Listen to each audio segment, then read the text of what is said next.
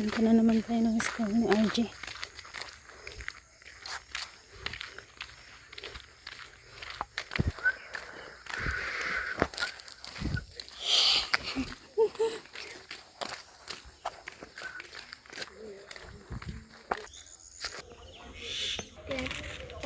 Ha? Akan.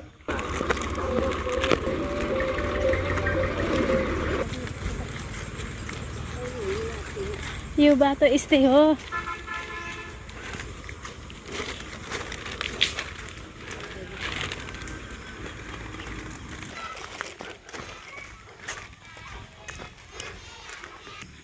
Marami yung tubig ngayong araw na to guys. Oh.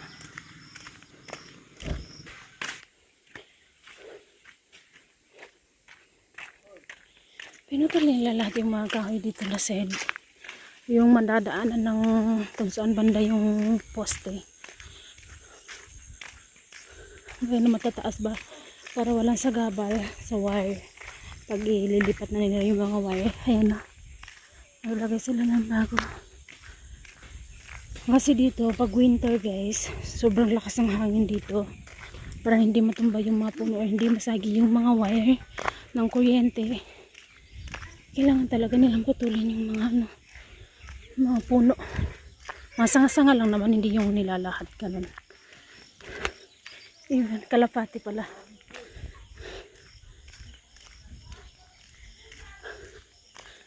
Ay naka. Ganito yung araw-araw yung ginagawa ko guys. Hatid sando kay RG. Yung biyaba sila kumonti tuloy ng pinutulan nila.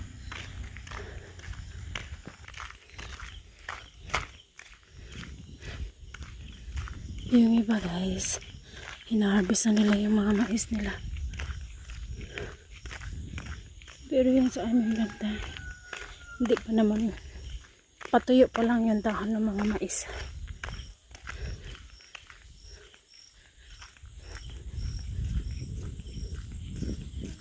Andun din sa auntie, nag-ano din siya kanang, nagpuputol siya ng puno, hina rin siya, pinutuloy na maliliit para gawing panggatong.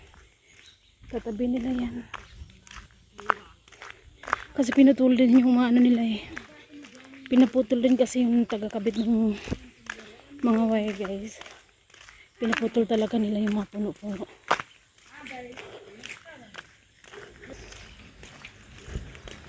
Pero yung mga ganyan parang baliti, sila na yung nagpuputol. Layo po ng bahay naman guys. Doon pa banda. Pakita ko sa inyo yung ano. Kita ba dito? Kita yung bahay ng kapitbahay namin. Ayun na. Pero malayo pa yan guys. Lalakad pa tayo dito. Iikot pa tayo.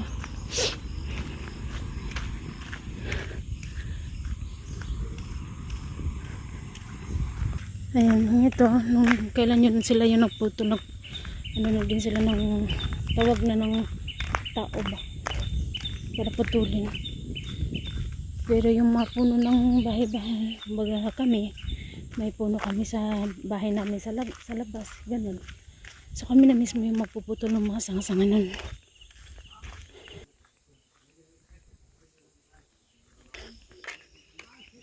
Ayan, malapit na tayo. Kawayan guys. Oh.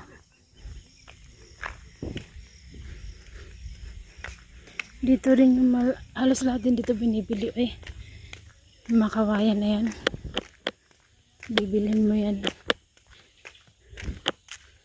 Ewan ko lang kung sa Pilipinas meron pa bang yung akala na hindi na natin binibili yung kawayan. Kasi dati naman kasi yun mga 90s pa yun. Dati nangangahoy kami. Pwede kami kumuha ng mga kawayan, mga ganun ba? Mga palwa ng lubi. Naalala ko talaga, hindi ko talaga makalimutan yung kabataan natin dati. Ay na. Simple lang talaga ba, yung walang gadget, ganun. Walang mga cellphone, walang mga ano. Makikinood tayo ng TV sa kapitbahay. Tapos minsan pag nanonood pa tayo ng TV sa kapitbahay, sinasaraduhan pa tayo ng pinto. Danas ko yun tayo.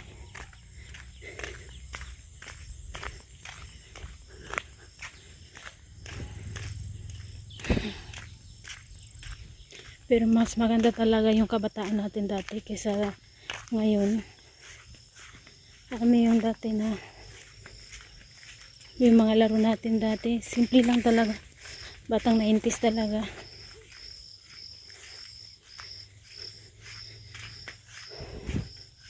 Yun o, may iba kakatuyo lang ang mais dito sa amin. Ayan. Siguro mga ilang days lang din, harvest na din to.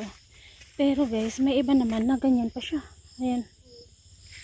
Hindi sabay-sabay ba? Ang lalaki ng mais nila. Bibili ako ng mais. Bibili ako ng mais kina ante.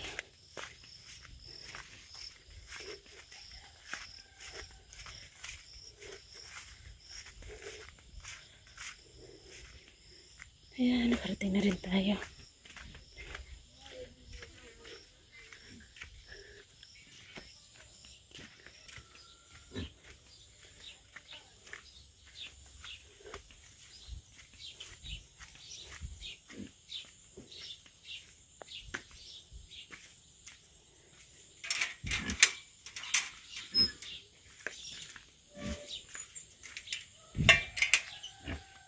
So, ayan na tayo.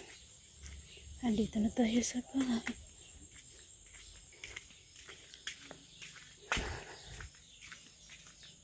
I-check ko mamaya yung gulay ko sa likod guys. Kasi parang may nakita ako doon kanina na dumaan. Eh baka hinarbis na yung okra natin day. Loko uy. Buyog-buyog dyan ang aking kalabasa guys. O tignan nyo. Ang labong-labong na. Nakailang ulit na akong kuha dyan ng talbos pero labas pa rin yung talbos oh. Yung mga mais dito yun sa likod ng bahay. Medyo ano na rin laya na gyud. Hapit na ni siya ma-harvest pohon. Pag ma-harvest na siya, gwapo na dyan ang atong kwandere. Ay nagulis ako dito kagabi. Ay kahapon ng hapon pa. Dyan ko muna nilagay. Okay sana pag dito tayo magsusunog na dyan na lang. Pero hindi kasi pwede kasi mauusukan ito. Mamamatay itong mga dahon ng puno. So, inaano naman kasi nila yan. Pinapakain nila yan sa kambing. Hindi tayo basta-basta pwede magsunog dyan. So guys, hanggang dito na lang muna. Tsaka ako yung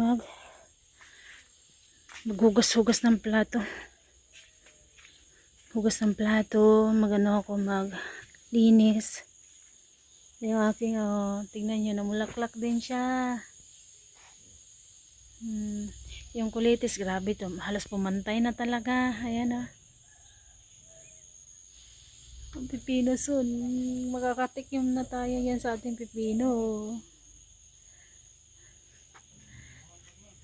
Masili doon, dami din bunga Pero ako kumakain naman ako ng maanghang pero hindi madalas, lalo na ngayon na separate na kami magluto ganun. Kunwari, di ba may daing tayo? Yung daing guys, hindi ko talaga nag-video sa inyo pag kumakain ako. Pag kumakain ako ng daing, so nagsasaw ko ng suka, pero hindi madalas guys. Kasi ako hindi rin ako mahilig sa maasim. Yung ganun, minsan lang. Sili, ayun, daming bunga Yung mga biyanan ko yung mahilig nito. Sinadya din talaga nila tanim na napakarami para hindi na rin siguro sila bibili. Guys, pupunta na pala ako magsundo kay RG. Ano guys, kanina nang pagdaan ko dito umaga, hindi pa yun naputol pero ngayon naputol na nila. Sarap kunin ng mga kahoy guys. Gawin pang bagatong. So kapag kaganyan, hindi naman sa ano yung kahoy, sa kanila naman yan. So sila rin ang kukuha ng kahoy.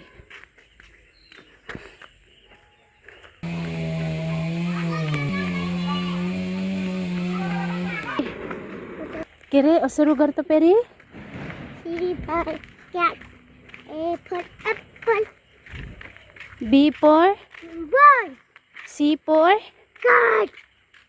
E for Elephant. very good. Aba. Naghila ka wala? Apple ka ba yun? Naghila ka wala? Ah? Naghila ka wala? Ah. Ora. Promise. Ah. Eh, Ano? gibalinin mo na mo sa nina ba? Ano? Hinubad siguro niya itong red na sa nina niya. Na damit niya kasi baliktad yung pagkaano niya eh.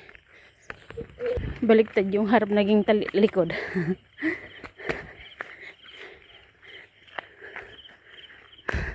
Yung ano sila ngayon, yung iba yung hinatid nila yung doon muna. Nakudukan ma. Fruity. Baliktad kasi kapag paulan, inuuna talaga yung dito na side, ihatid, saka yung ano, Nakudukan ma. Fruity. saka yung doon sa kabila na side. Ay ma. So dahil ngayon medyo maganda naman yung panahon. Ama. Ayan. Ama. Uy. Yakan. Ah. Kinulay. Ha? Kinulay.